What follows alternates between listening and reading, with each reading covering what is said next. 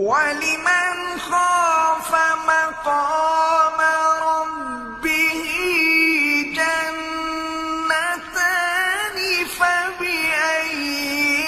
آلَاءِ رَبِّكُمَا تُكَذِّبَانِ ذَوَاتَا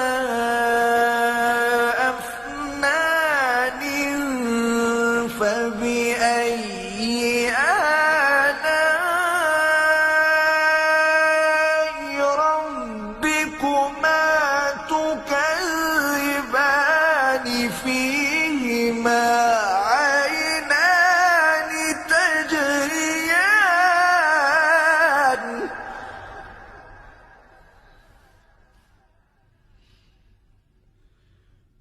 فَبِأَيِّ